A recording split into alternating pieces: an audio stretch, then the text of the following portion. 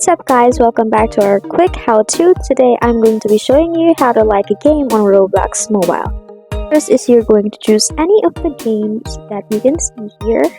As for me, I'm going to choose the Dress to Impress. And I'll scroll down a little bit and click the arrow button that says up there.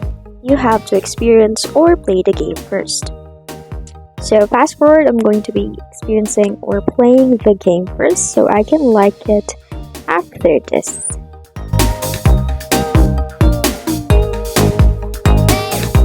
Now that's done, click the game again. And now you're going to scroll down a bit again and finally click the upper button. That's it for today's quick how-to. Don't forget to like, subscribe, and click the notification below so you wouldn't miss any videos from us.